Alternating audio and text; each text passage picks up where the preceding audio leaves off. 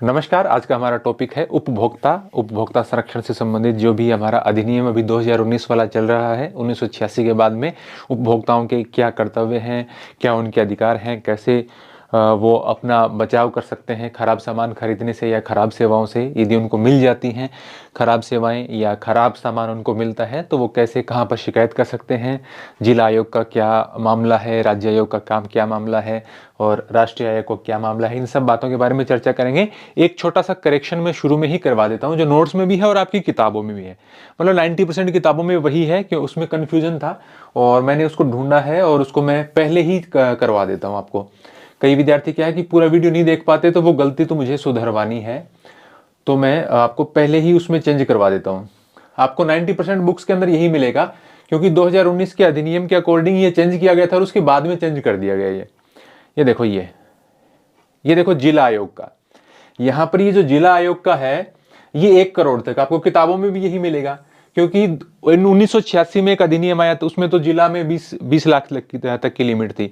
और उसमें बाद में जो 2019 का अधिनियम आया है उसमें गवर्नमेंट ने कर दिया 1 करोड़, और जो राज्य स्तर का आयोग है उसका कर दिया 10 करोड़ तक की लिमिट, 1 से 10 करोड़। और 10 करोड़ से ज्यादा की लिमिट है वो राष्ट्रीय आयोग के लिए, उससे ज्यादा का कोई मामला है तो राष्ट्रीय आयोग में जाएगा।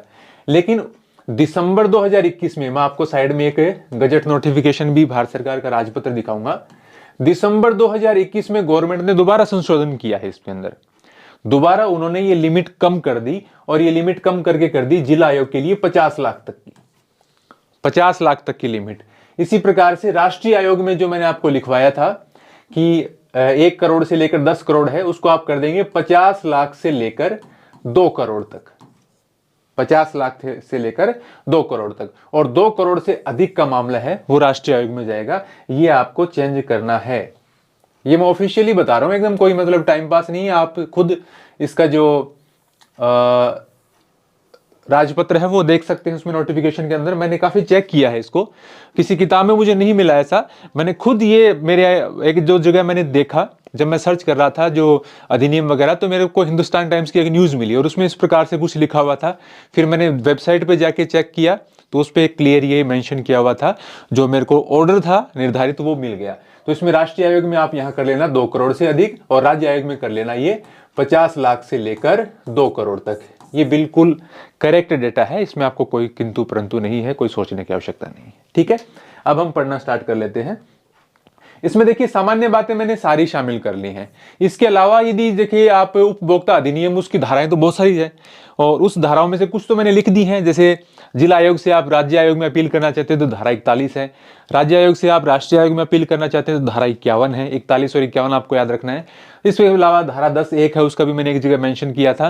तो ऐसी कुछ धाराएं हैं, मैंने नोट्स में उतनी नहीं लिखी क्योंकि आपकी किताबों में तो है नहीं, न तो राजस्थान बोर्ड की किताब में है, न एनसीईआरटी की किताबों में है। हाँ, हालांकि टेस्ट में मैंने 5-7 प्रश्न ऐसे दे दिए हैं और उनके डिस्क्रिप्शन में लिख दी हैं जो भी 10-12 धाराएं मुझे लगी कि आपको याद रखनी चाहिए। इसके अलावा कोई नए डेटा वगैरह हैं वो मैंने उसमें शामिल करने की कोशिश की। भाई उसमें उससे संबंधित मामलों का भी मंत्री कौन है, उपभोक्ता मामलों का सेंटर में पीयूष गोयल हैं। इसके अलावा वो शायद मैंने शामिल नहीं किया हुआ, आप लिख लेना कि जो राष्ट्रीय निवारण आयोग है उपभोक्ताओं की समस्याओं के लिए, उसके अध्यक्ष R.K. अग्रवाल हैं, न्यायमूर्ति R.K. अग्रवाल हैं वर्तमान में। राजस्थान वाले का शायद मैंने एक लिखा था। तो मतलब लेटेस्ट डेटा भी आपको पता होने चाहिए, क्योंकि ज्यादातर करंट से जोड़ के क्वेश्चन कई बार पूछ लिए जाते हैं। तो अब हम ये पढ़ते हैं, जल्दी जल्दी पढ़ा दूंगा मैं आपको, कोई बहुत ज्यादा इसके अंदर वो बात नहीं है कि हमें बार बार दोहराने की चीजें हैं। बहुत आसान सा है, इसमें कुछ है नहीं ऐसा। उपभोक्ता आंदोलन है 1960 के दशक में भारत में उपभोक्ता आंदोलन की शुरुआत होती है। 70 के दशक में ऐसी संस्थाएं, ऐसे संगठन बन जाते हैं जो कि उपभोक्ताओं को जागरूक करने का प्रयास करते हैं, उसके लिए कुछ लेख वगैरह लिखते हैं, प्रदर्शनियों का आयोजन करते हैं। तो इस प्रकार की ये चीजें हैं। तो अब तो भारत में उपभोक्ता दलों की संख्या में भारी वृद्धि हुई है। तो ये 60 के दशक में शुरुआत और 70 के दशक में इस प्रकार की संस्थाएं सामने आती हैं। कोई प्रश्न बनने वाला इसके अंदर हमें यहाँ पर नहीं दिखाई देगा। इसके बाद में इन सभी प्रयासों के परिणाम स्वरूप ये आंदोलन वृहद स्तर पर उपभोक्ताओं के हितों के खिलाफ और अनुचित व्यवसाय शैली के लिए व्यवसायिक कंपनी और सरकार दोनों पर दबाव डालने में सफल हुआ कि भी उपभोक्ताओं के अधिकारों का संरक्षण किया जाए। तो उसके लिए 1986 में सरकार एक अधिनियम लेकर आती है और वो संसद में पास होता है और 1986 का एक कानून बन जाता है, उपभोक्ता सुरक्षा अधिनियम 1986, कोपरा जिसको बोलते हैं, कंज्यूमर CO हो गया protection act, consumer protection act, और इसी के माध्यम से जिला स्तर पर, राज्य स्तर पर और राष्ट्रीय स्तर पर उपभोक्ता संरक्षण आयोगों की स्थापना होती है। जैसे जो राष्ट्रीय उपभोक्ता संरक्षण आयोग है उसकी स्थापना 1988 में हुई इस अधिनियम के तहत, जिसके मैंने आपको बताया था कि RK अग्रवाल उसके अध्यक्ष है अभी।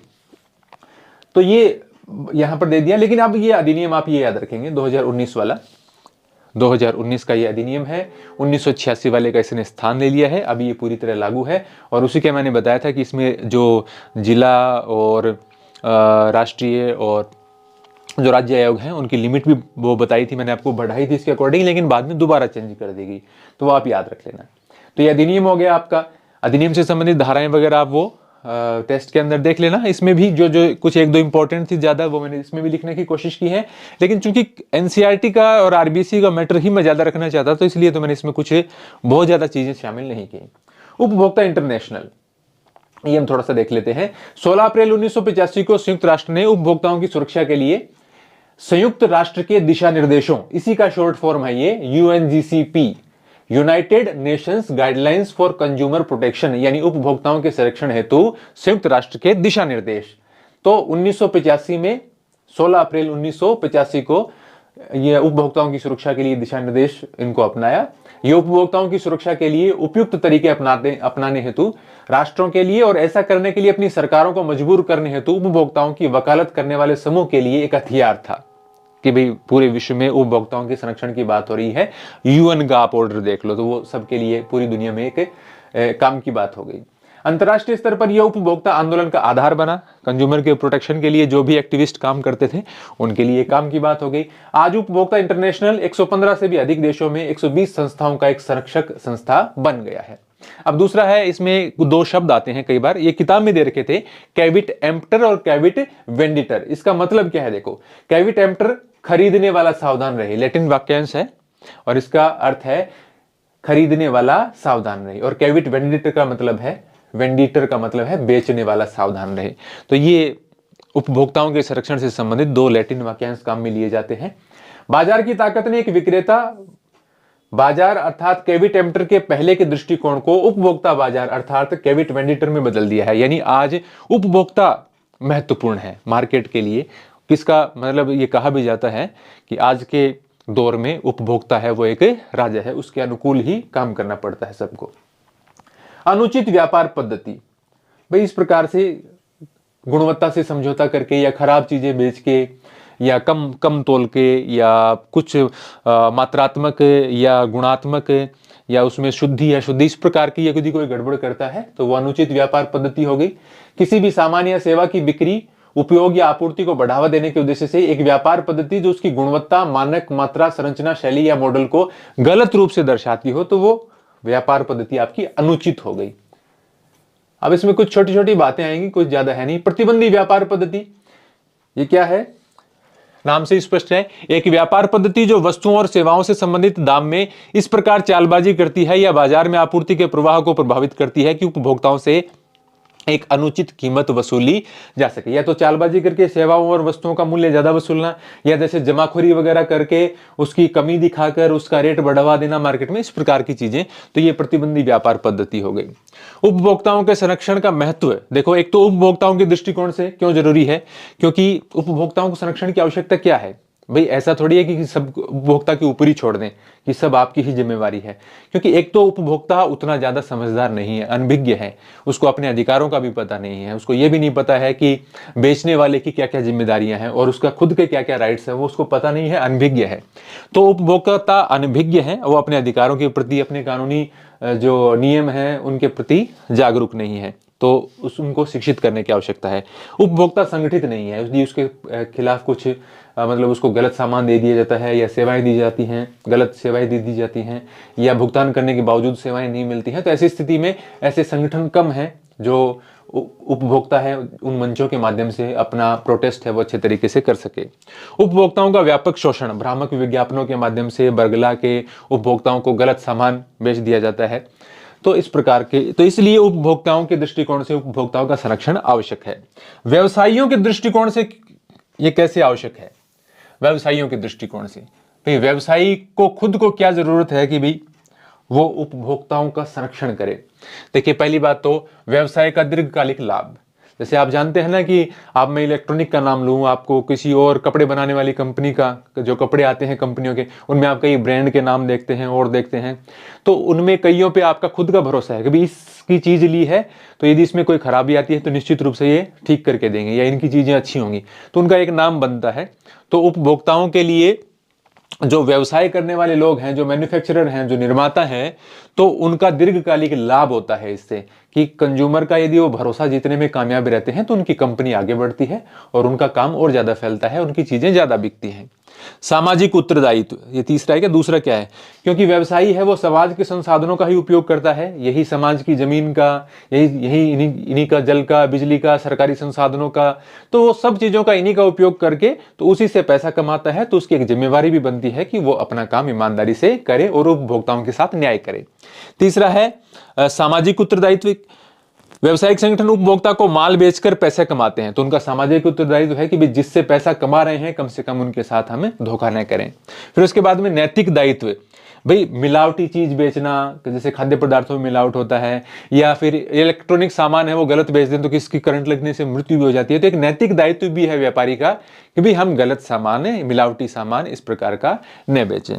फिर उसके बाद में सरकारी हस्तक्षेप, यदि व्यापारी ईमानदारी से काम करेंगे तो उपभोक्ता कोर्ट में मामले कम आएंगे, उनको कानूनी दाव पेचों का सामना नहीं करना पड़ेगा और वो शांति से अपना व्यापार कर पाएंगे। तो ये व्यवसायियों के दृष्टिकोण से उपभोक्ता संरक्षण का महत्व है। उपभोक्ता संरक्षण अधिनियम 2019। अब इसमें मैंने किताब से अलावा ज्यादा बातें नहीं लिखी, क्योंकि मैंने सोचा कि फिर उपभोक्ता संरक्षण अधिनियम तो पूरा बड़ा ही है, अब उसमें क्या लिखें क्या छोड़े। हालांकि टेस्ट लेते वक्त मैं ये कोशिश करता हूं कि भाई एक जो आइडिया मुझे लगता है कि यहां से कहीं क्वेश्चन बन सकता है तो मैं वो देने की कोशिश करता हूं। तो वो आप एप्लीकेशन पे दे देना टेस्ट, कोई ज्यादा मूल्य भी नहीं है उसका। तो उपभोक्ता क्या है?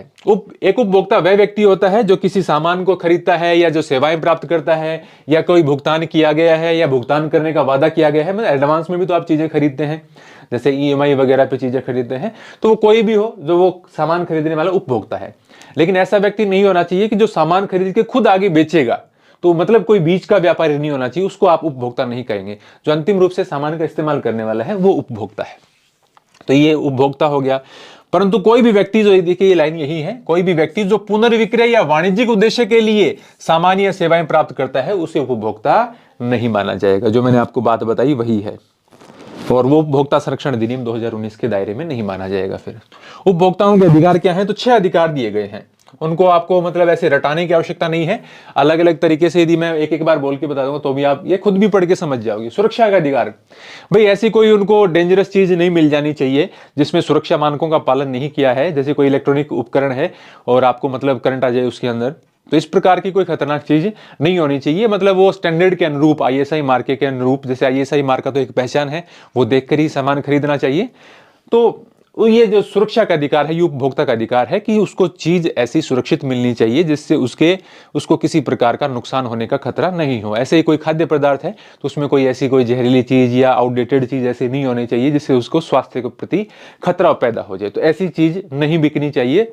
ये सुरक्षा का अधिकार उपभोक्ता को है। दूसरा है सूचित किए जाने का अधिकार, कि भी कोई खाने की वस्तु है, इसके अंदर कितनी चीनी की मात्रा है, कितना इसमें प्रोटीन है, कितना इसमें और ग्रेडिएंट दिए हैं, नमक कितना दिया, कौन कौन सी कितनी चीजें डाली गई है, कब ये बनाई गई है, कब तक की इसकी एक्सपायरी डेट है, मैक्सिमम रिटेल प्राइस इसका क्या है, और ये सारी चीजें, इसमें कितनी मात्रा है, कितना इसका मतलब कितना रुपए की है, कितनी मात्रा है, ये सारी चीजें उसके ऊपर मेंशन होनी चाहिए। तो ये सूचना पाने का अधिकार एक ग्राहक को है, उपभोक्ता को है।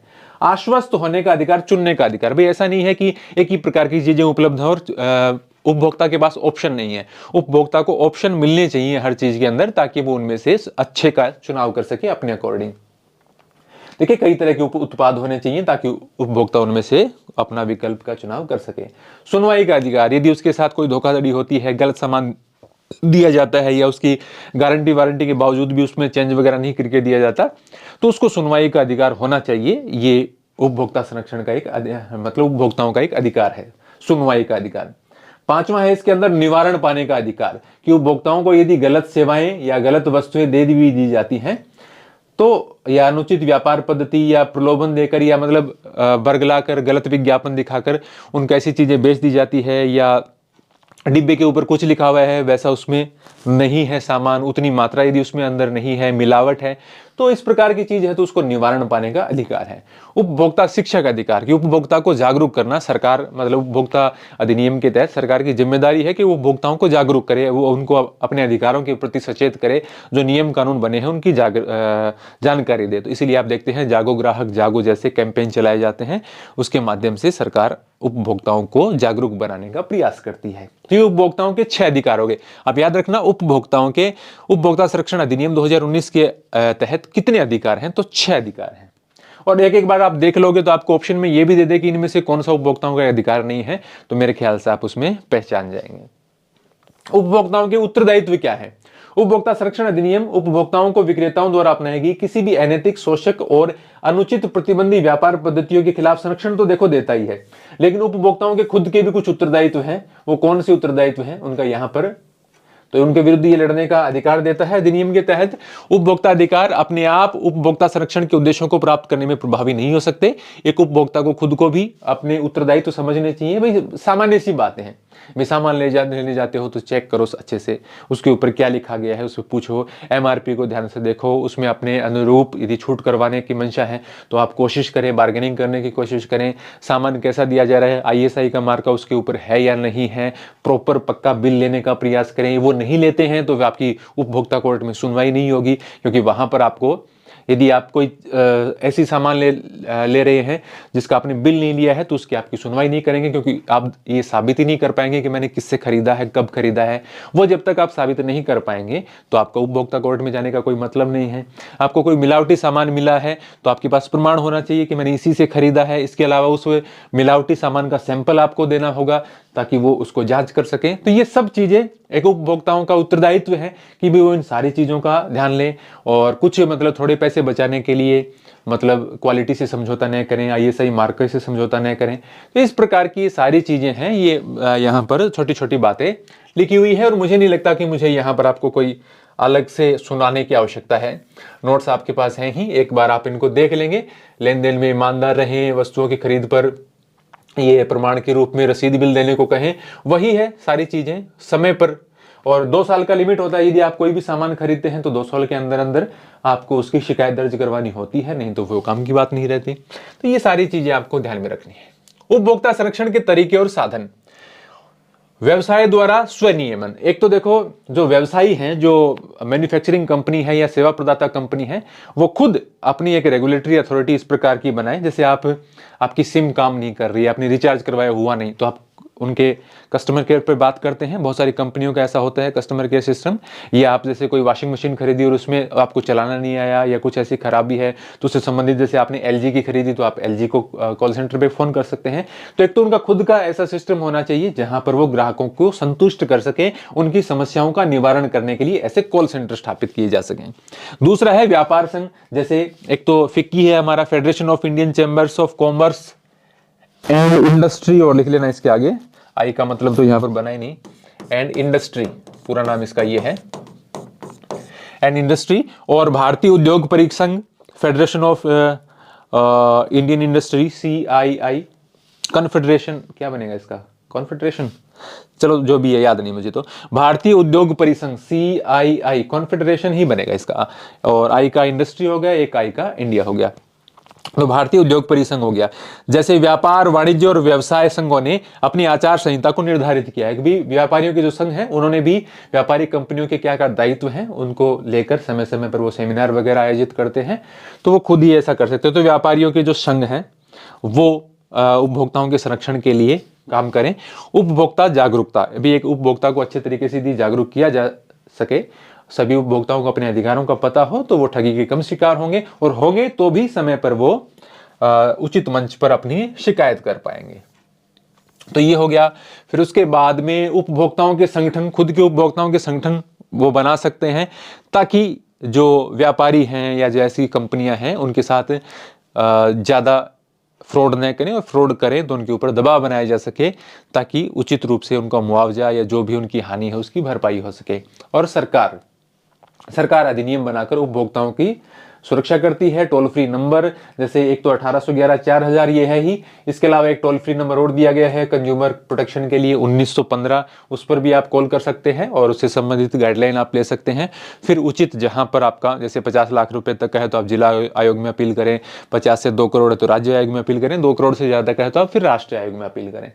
तो उससे संबंधित ये सारा काम सरकार का है और सरकार ने नियम कानून उसके लिए भी बनाए हैं, टोल फ्री नंबर भी दिए हैं, नियम कानून भी बनाए हैं कि भ्रामक विज्ञापन देने वाले हैं उनके खिलाफ भी जुर्माने का प्रावधान है, जैसे 5 लाख रुपए तक का, 2 लाख तक का है, शायद आगे आ भी आ जाएगा, मैंने एग्जैक्ट वहां पे लिख रखा है। दोबारा दोहराते हैं तो जुर्माना बढ़ जाता है, जेल की सजा भी हो सकती है। तो ये सारा प्रोटेक्शन करना सरकार का, उसके लिए सरकार नियम कानून बनाती है, जैसे उपभोक्ता अधिनियम 2019 बना हुआ है। ये केंद्रीय उपभोक्ता संरक्षण प्राधिकरण ऐसा ही राज्य में भी बना होता है, CCPA, इसका पूरा नाम आप याद रख लेना, केंद्रीय उपभोक्ता संरक्षण प्राधिकरण। ये यहां पर दिया गया है, देखिए, अधिनियम उपभोक्ताओं के अधिकारों के उल्लंघन, अनुचित व्यापार पद्धतियों, झूठे या भ्रामक विज्ञापनों जो उपभोक्ताओं के हितों के प्रतिकूल होते हैं से संबंधित मामलों को विनियमित करने के लिए केंद्रीय प्राधिकरण प्रदान करता है। इसे केंद्रीय उपभोक्ता संरक्षण प्राधिकरण CCPA के रूप में जाना जाता है। तो ये जो प्राधिकरण बना हुआ है, ये जो केंद्रीय उपभोक्ता विवाद निपटान आयोग है उसके अलग है ये। तो ये अभी आप इसका पूरा नाम ध्यान में रख लेना। उपभोक्ता संरक्षण अधिनियम के तहत निवारण अभिकरण और एजेंसियां जो जिला आयोग राज्य आयोग है, तब इसमें सामान्य तौर पर तो 3 स्तरीय ढांचा हो गया, एक तो जिला स्तर पर, राज्य स्तर पर और उसके अलावा राष्ट्रीय स्तर पर। तो राष्ट्रीय स्तर पर तो एक ही संस्था होगी, नई दिल्ली में उसका मुख्यालय है, राष्ट्रीय जो उपभोक्ता विवाद निवारण आयोग है उसका नई दिल्ली में मुख्यालय है। राज्य में एक राज्य में होगी, जिले में एक या उससे ज्यादा भी सरकार चाहे तो स्थापित कर सकती है। यदि आपको लिमिट पूछे कि कितनी स्थापित करती है, उसकी कोई लिमिट नहीं है, एक या उससे ज्यादा लिखा हुआ रहता है। तो उपभोक्ताओं की शिकायत के निवारण के लिए उपभोक्ता संरक्षण अधिनियम 2019 में जिला, राज्य और राष्ट्रीय स्तर पर एक त्रिस्तरीय प्रवर्तन मशीनरी स्थापित करने का प्रावधान है, जिसे जिला उपभोक्ता विवाद निवारण आयोग, राज्य उपभोक्ता विवाद निवारण आयोग और राष्ट्रीय उपभोक्ता विवाद निवारण आयोग, जिन्हें शॉर्ट में जिला आयोग, राज्य आयोग और राष्ट्रीय आयोग कहते हैं, पूरे नाम इनके ये हैं। राष्ट्रीय आयोग की स्थापना केंद्र सरकार द्वारा की जाती है, राज्य आयोगों और जिला आयोगों की स्थापना राज्य सरकार के द्वारा की जाती है। जिला आयोग में ये मैंने आपको बता ही दिया, 1 करोड़ की जगह आप कितना कर देंगे इसमें, 20 लाख तो पहले था, 50 लाख, ये तो 1986 वाले में था, इसको आप 50 लाख कर लेंगे। और पहली सुनवाई पर या बाद में यदि जिला आयोग को लगता है कि समझौता हो सकता है तो वो 5 दिन का टाइम दे सकते हैं, भाई आपस में जो क्रेता और विक्रेता हैं वो समझौता कर लें। यदि समझौता हो जाता है तो ठीक है, नहीं होता है तो कार्यवाही आगे बढ़ती है। तो यही सब इसके अंदर दिया गया है। मध्यस्थत्व द्वारा यदि विवाद निपटारा की सफलता नहीं मिलती है, विफल हो जाता है, तो आगे बढ़ता है मामला। और फिर यदि शिकायत माल में दोष का आरोप लगाती है, यदि माल ठीक नहीं है तो उस माल को आपको दिखाना पड़ेगा कि क्या ठीक नहीं है, उसका नमूना लेंगे, उसका परीक्षण करेंगे, तो वो सारी चीजें हैं। सेवाओं के मामले में शिकायतकर्ता द्वारा भाई आपने किसी से कोई सेवाएं ली किसी प्रकार की, भाई आपने किसी कंपनी से आपने कहा कि वो आपके घर में फिटिंग करेंगे या और कोई काम करेंगे इस प्रकार का, तो यदि वो आपको पूरा नहीं करते हैं या जो आपकी आपस में जो शर्तें तय हुई थी कि आप इतने रुपए में इतना काम करेंगे, उसमें कोई वो कोताही बरतते हैं या भविष्य में वो कहते हैं कि इतने समय तक मैं इसको में कोई दिक्कत आती है तो ठीक करूंगा, वो नहीं करते हैं, तो इस प्रकार की सेवाओं से संबंधित आपके पास प्रमाण होना चाहिए लिखित के अंदर कि भी मैंने इनसे सेवाएं ली थी, ये कागज है और ये इन्होंने वादा किया था और ये पूरा नहीं कर रहे। ऐसे मौखिक जो आप कुछ बोलेंगे उसकी कोई वैल्यू नहीं है। तो वो सारे आपके दस्तावेज रिकॉर्ड जो भी हैं वो आपके पास होने चाहिए। और यदि जिला आयोग के आदेश से जो भी आदेश देती हैं उससे या तो खरीदने वाला या बेचने वाला संतुष्ट नहीं है तो आप 45 दिन के अंदर अंदर उसकी अपील राज्य आयोग में कर सकते हैं। तो यहां पर तारीख से यानी जो आदेश जिला आयोग देता है उससे 45 दिन के अंदर अंदर, यहां 45 है, आगे वाले दोनों में 30-30 दिन की है। यानी राज्य आयोग से केंद्रीय आयोग में करना है तो 30 दिन का समय है। केंद्रीय आयोग के फैसले से संतुष्ट नहीं है, सुप्रीम कोर्ट में अपील करना है तो उसके लिए भी 30 दिन का समय है। सिर्फ जिला आयोग के लिए 45 दिन का समय है। तो इसको आप ऐसे याद रख लेना, 45, 30 इतने दिनों का समय होता है। और शुरू में यदि आपका कोई प्रोडक्ट खराब है तो उससे संबंध में 2 साल का समय होता है। मतलब कोई भी मामला 2 साल से पुराना नहीं होना चाहिए पहली बार जब आप उसको रजिस्टर करवाते हैं। ऐसे आदेश के खिलाफ यदि आप राज्य आयोग में अपील करते हैं तो उसका प्रावधान दिया गया है उपभोक्ता संरक्षण अधिनियम 2019 की धारा 41 में। यह राज्य आयोग के फैसले से आप संतुष्ट नहीं है, उसके खिलाफ अपील करना चाहते हैं केंद्रीय आयोग में, तो धारा 51 में उसका विवरण है वो एक्ट के अंदर दिया गया है। उम्मीद करता हूं आप समझ रहे होंगे। देखिए मेरी ऐसी आदत नहीं है, यदि मैं ये सारी चीजें लिखूंगा मुझे 4 गुना समय लगेगा, ठीक है, 4 गुना समय लगेगा। इसके अलावा दिक्कत ये होती है कि समय है कहां, मैं जल्दी जल्दी पढ़ाने में विश्वास रखता हूं। ऐसे बच्चों की तरह बिल्कुल ही मतलब मैं एक एक बात लिख के 5 बार बोल के मुझे बिल्कुल भी अच्छा नहीं लगता। यदि आप में वो कैपेसिटी है कि आप जल्दी जल्दी पढ़ के कम समय में ज्यादा पढ़ना चाहते हैं तो आप मेरे पास आया कीजिए। मैं क्या है कि बहुत बार वो अलग सिस्टम होता है, यदि एग्जाम में बहुत समय है, बेसिक से कोई आप 10वीं के बच्चे तो है नहीं कि आपको मैं ये छोटी छोटी बातें हैं वो 5 बार बोल बोल के बताऊं। आप मतलब ऐसे पढ़ो, तुरंत छपनी चाहिए दिमाग के अंदर, आगे बढ़ो, ठीक है ना। एक चीज को लेके बैठने की आवश्यकता नहीं है। अब इसमें से 1 या 2 प्रश्न आएंगे और ठीक है, और वो भी पता नहीं हमारा मिस हो जाए किसी टॉपिक के अंदर। एक ही टॉपिक के अंदर हमें सब कुछ इन्वेस्ट नहीं करना है, सारा आपका सिलेबस है जो भी आपका जीके का हो, सब्जेक्ट का हो, सब साथ में लेकर चलना है और सब में आपको कोशिश करनी है कि सब में अच्छे नंबर आए। ऐसा नहीं है कि उसके 10 पार्ट छोड़ दिए, उस पर ज्यादा जोर लगा दिया तो पता नहीं किस में से कैसे क्वेश्चन आ जाए, कौन सा पार्ट में से क्वेश्चन नहीं भी पूछे कोई। तो ये आपको ध्यान में रखना है, मतलब एक ही चीज पे सब कुछ नहीं लगाना, सभी चीजों पे थोड़ा थोड़ा आपको टाइम लगाना है। राज्य आयोग, अब ये मैंने आपको चेंज करवा ही दिया, ये हो गया आपका 1 करोड़ की जगह 50 लाख कर देना, 10 करोड़ की जगह 2 करोड़ कर देना। तो इससे संबंधित ये राज्य सरकार द्वारा स्थापित किया गया है और आमतौर पर राज्य की राजधानी में कार्य करता है।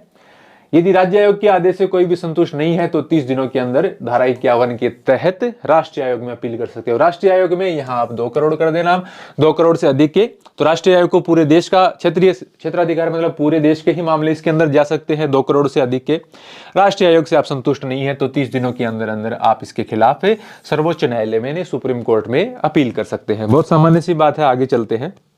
अब इसमें देखो, इसमें अध्यक्ष और सदस्यों के लिए क्या प्रावधान है। एक एक बार आप मतलब अलग अलग 3 जगह सारणी बना के लिख लेंगे तो बहुत आसान हो जाएगा। जिला आयोग का अध्यक्ष जो जिला कोर्ट है या सेशन जज है, चाहे वो वर्तमान का हो चाहे रिटायर्ड हो, उसको बनाया जा सकता है। लेकिन इसमें सिर्फ इसी में ये शर्त नहीं है कि जज होना ही चाहिए, उसकी योग्यता होनी चाहिए। मान लीजिए LLB या LLM उसकी योग्यता है जज की, वो यदि किसी और व्यक्ति के पास भी है और जो नीचे दिया गया अनुभव है वो अनुभव उसके पास में है तो उसको भी बनाया जा सकता है। ये कोई जरूरी नहीं कि उसने वाकई में जज के रूप में काम किया है या नहीं है। जज बनने के लिए जो योग्यता चाहिए सेशन जज और जिला जज के लिए, वो उसके पास होना चाहिए। तो ऐसे व्यक्ति को सरकार, राज्य सरकार बना सकती है। तो एक समिति की सिफारिश पर राज्य सरकार के द्वारा ऐसे व्यक्ति को जो वर्तमान या सेवानिवृत्त जिला या सेशन जज हो या जिला जज बनने के योग्य कोई व्यक्ति हो। सदस्य देखो, न्यूनतम 2 सदस्य, इसमें 2 सदस्य हैं। राज्य आयोग में 4 सदस्य हैं न्यूनतम और राष्ट्रीय आयोग में 4 सदस्य हैं। न्यूनतम सदस्य देखो 2 4 4, ठीक है। अधिकतम का इसमें कोई लिमिट नहीं है, इसमें अधिकतम की कोई लिमिट नहीं है, इसमें अधिकतम की लिमिट है 11 है शायद, अधिकतम नीचे आ जाएंगे। महिला मिनिमम 1 होनी चाहिए सब में, न्यूनतम 1 महिला सदस्य इनके अंदर होनी चाहिए। तो ये सदस्यों का हो गया। अनुभव की बात करें तो अनुभव भी अलग अलग दिया गया है। जैसे आयु देख लो, पहले तो आयु 35 वर्ष होनी चाहिए जिला आयोग का सदस्य बनने के लिए। स्नातक स्तर की उसके पास डिग्री हो या उसे वाणिज्य विधि तथा उसे वाणिज्य विधि, लेखांकन, उद्योग, लोक मामलों और प्रशासन से संबंधित समस्याओं से निपटने का कम से कम 15 साल का एक्सपीरियंस हो, ठीक है। तो और आयु न्यूनतम होनी चाहिए 35 साल, ऐसा व्यक्ति सदस्य बन सकता है। कार्यकाल, जैसे अध्यक्ष की बात कर रहे हैं हम, और वैसे इनमें लास्ट वाले में छोड़ के, राष्ट्रीय में छोड़ के अध्यक्ष और सदस्यों के मतलब एक ही तरह का क्राइटेरिया है। तो कार्यकाल हो गया 5 वर्ष या फिर 65 साल की आयु तक, जो भी पहले हो। यदि 5 साल पहले पूरे हो जाते हैं तो वो 65 वाला चक्कर नहीं है, तो या तो 5 साल या 65 साल, जो भी पहले हो जाए। चयन समिति की सिफारिश पर अध्यक्ष और सदस्यों को दोबारा भी नियुक्त किया जा सकता है, लेकिन 65 साल से भी छोटा है। तो 65 का हो गया तो फिर दोबारा कैसे आ जाएगा। राज्य आयोग की बात करें तो अध्यक्ष है, उसकी नियुक्ति उच्च न्यायालय का, देखो कौन बन सकता है, उच्च न्यायालय का वर्तमान या सेवानिवृत्त न्यायाधीश। ऐसा नहीं है कि जो इसकी योग्यता रखता है वही बन सकता है, मतलब कोई सिर्फ LLB किया हुआ ऐसे नहीं बन सकता। वो होना चाहिए उच्च न्यायालय का वर्तमान या सेवानिवृत्त न्यायाधीश। उसकी नियुक्ति राज्य के मुख्य न्यायाधीश के परामर्श से राज्य सरकार द्वारा की जाएगी। सदस्य न्यूनतम 4, आयु 35 की जगह यहां पर हो गई 40, अनुभव 15 की जगह कितने वर्ष का हो गया, 20 वर्ष का। एक शर्त और है कि न्यायिक पृष्ठभूमि वाले सदस्य 50% से ज्यादा नहीं हो। ऐसा नहीं है कि सारे आपने जज, वकील वगैरह ही भर रखे हैं, 50% से ज्यादा न्यायिक पृष्ठभूमि के लोगों को सदस्य नहीं बनाया जा सकता। न्यूनतम सदस्य 4 हैं, अधिकतम सदस्य का यहाँ पर दिया नहीं है। इनमें से कम 1 महिला होनी चाहिए, जैसा कि मैंने आपको शुरू में ही बता दिया। स्नातक स्तर की डिग्री हो, ये इन क्षेत्रों में उसका 20 साल का अनुभव होना चाहिए। कार्यकाल 5 वर्ष या फिर उसमें 65 थी, इसमें कितनी हो गई 67, जो भी पहले हो दोबारा भी नियुक्त किया जा सकता है।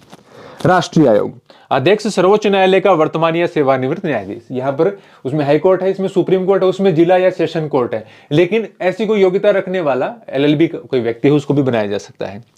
तो इसका सदस्य, न्यूनतम सदस्य 4 और अधिकतम सदस्य इसमें दिए गए हैं 11। उनमें आपको अधिकतम नहीं दिखता, इसमें अधिकतम का दिया गया है 4 सदस्य, अधिकतम 11 सदस्य, कम से कम 1 महिला होनी चाहिए। आयु 40 वर्ष, पहले में 35, दूसरे में 40, तीसरे में 40। ठीक है। स्नातक स्तर की डिग्री या ये जो मामले हैं, जो भी क्षेत्र है, इनमें 25 वर्षों का उसका अनुभव होना चाहिए। और न्यायिक पृष्ठभूमि वाले व्यक्तियों की संख्या 50% से ज्यादा नहीं होनी चाहिए। अब इसमें सदस्यों के लिए और अध्यक्ष के लिए अलग अलग आयु सीमा है, जो यहां पर मैंने लिख रखी है। कार्यकाल है वो अध्यक्ष का 5 वर्ष का या 70 वर्ष की आयु तक, और सदस्य का कार्यकाल 5 वर्ष तक का या 67 वर्ष तक की आयु तक। तो यहां पर अध्यक्ष और सदस्य के लिए अलग से इसके अंदर मेंशन किया गया है। 5 वर्ष तो है ही सबके लिए, 70 वर्ष अध्यक्ष के लिए अधिकतम आयु, 67 वर्ष अधिकतम आयु सदस्य के लिए। तो ये आप याद रखना। और सभी स्तर पर किसी मामले को उसके उत्पन्न होने के 2 वर्ष के भीतर दर्ज करवाया जा सकता है, ये मैंने आपको पहले ही बता दिया। 2 साल से पुराना मामला है तो उपभोक्ता आयोग को उससे कोई लेना देना नहीं है। ठीक है। अनुचित व्यापार अभ्यासों पर नियम, सरकार ने उपभोक्ता संरक्षण अधिनियम 2019 के तहत उपभोक्ता संरक्षण ई-कॉमर्स नियम 2020 को अधिसूचित किया है, जो ऑनलाइन शॉपिंग से संबंधित है। तो इसमें एक आ गया है कि जो ऑनलाइन शॉपिंग वेबसाइट्स हैं, जो एप्स हैं, तो उन कंपनियों को खुद का ही एक ऐसा तंत्र बनाना चाहिए जहां पर 48 घंटे के अंदर अंदर उनको शिकायत करा। जैसे आप देखते हैं ना कि आप फ्लिपकार्ट पे, अमेजोन पे, मीशो पे, मिंत्रा पे कहीं से भी कोई सामान लेते हैं तो वहां आप कॉल करके अपनी शिकायत दर्ज करवा सकते हैं।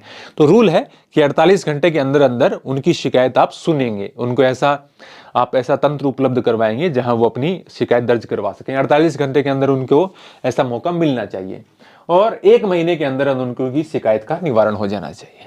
48 घंटे के अंदर उनकी शिकायत दर्ज होनी चाहिए और 1 महीने के अंदर उनकी शिकायत का निवारण हो जाना चाहिए। तो इसके लिए उपभोक्ता संरक्षण ई-कॉमर्स नियम 2020 से बनाया गया है। ये कोई सलाहकारी नहीं है, ये बाध्यकारी है, मतलब इनका पालन ई-कॉमर्स कंपनियों को करना ही जरूरी है। भ्रामक विज्ञापनों के लिए जुर्माना, यदि गलत तरीके के विज्ञापन दिखाते हैं कि भाई आप की है छोटी सी चीज और उसमें आप दावा करते हैं बड़ा बड़ा, या कोई इस प्रकार के मामले, हालांकि कार्रवाई बहुत कम होती है ऐसे मामलों में। हम देखते हैं कि विज्ञापनों में तो क्या क्या दिखा देते हैं। तो इसके लिए केंद्रीय उपभोक्ता संरक्षण प्राधिकरण CCPA झूठे या भ्रामक विज्ञापन के लिए मैन्युफैक्चरर यानी निर्माता को, या एंडोर्सर जो विज्ञापन करता है, वो जुबा केसरी इस प्रकार से कोई, तो ये 10 लाख रुपए तक का जुर्माना बनाने वाली कंपनी पर या जो उसका विज्ञापन कर रहा है उसके ऊपर लगाया जा सकता है। दोबारा अपराध करते हैं तो 50 लाख रुपए तक ये जुर्माना बढ़ सकता है। 2 साल की मैन्युफैक्चरर को, बनाने वाले को कैद हो सकती है। बार बार दोहराते हैं तो इसको 5-5 साल इस कैद को बढ़ाया जा सकता है। उपभोक्ता द्वारा दी जाने वाली फीस, देखो 5 लाख रुपए तक के मामले पर कोई फीस नहीं लगती। अब ये इतनी सारी चीजें तो क्या याद होंगी, लेकिन 5 लाख तक को कोई फीस नहीं है, ये आप याद रखना। और अधिकतम फीस है 7500 रुपए। 10 करोड़ से अधिक के मामले हैं तो 7500 रुपए फीस आपको उपभोक्ता न्यायालय में देनी पड़ती है। 5 से 10 लाख पर 200 रुपए हैं, 10 से 20 लाख पर 400 रुपए हैं, 20 से 50 लाख पर 100 रुपए हैं, 50 लाख से 1 करोड़ तक 2000 है। तो ये लिस्ट है, मतलब मिनिमम और आपका मैक्सिमम वाला थोड़ा बहुत आपका फ्री वाला, ये ध्यान में रखना चाहिए। उपभोक्ता संगठनों और गैर सरकारी संगठनों की, NGO वगैरह की क्या भूमिका हो इसमें। भारत में उपभोक्ताओं के हितों के संरक्षण और संवर्धन के लिए कई उपभोक्ता संगठन और NGO स्थापित किए गए हैं, गैर सरकारी संगठन, और ये गैर लाभकारी संगठन है जिनका उद्देश्य है ये बढ़ावा देना है, जो भी है, कुछ नहीं है इसके अंदर। अब प्रश्न तो बनता नहीं इसके अंदर, हमारा काम देखो ज्ञान नहीं, प्रश्नों के उत्तर ज्यादा से ज्यादा कैसे दें। विभिन्न प्रकार के चिन्ह, देखो egg mark,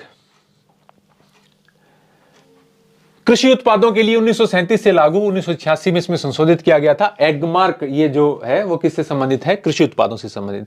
ISI Indian standard institute 1955 से लागू है ये। इलेक्ट्रॉनिक उपकरणों, एलपीजी वाल्व आदि, सीमेंट वगैरह पे, इलेक्ट्रॉनिक उपकरणों पर खासतौर से आप पंखे, मोटर वगैरह इन पर खरीदते हैं, उन पे सब पे आपको आईएसआई का मार्का मिलता है। हालांकि पहले आईएसआई एक अलग संस्था थी, लेकिन बाद में जब बीआईएस बना, ब्यूरो ऑफ इंडियन स्टैंडर्ड्स, तो बाद में आईएसआई को इसके अंदर शामिल कर लिया गया। यानी आईएसआई के स्थान पर आप ये मान सकते हो, ये जो अब आईएसआई कोई अलग संस्था नहीं है, ये ब्यूरो ऑफ इंडियन स्टैंडर्ड्स है, इसके अंदर ही आईएसआई, यही आईएसआई का मार्का जारी करने की मतलब ये सिस्टम है वो इसके अंदर आ गया है बीआईएस की स्थापना होने के बाद में। तो 2000 से सोने के आभूषणों और 2005 से चांदी के आभूषणों के लिए ये बीआईएस हॉलमार्क एक अलग से लागू किया गया है। आईएसआई भी इसके ही अंडर में है अभी।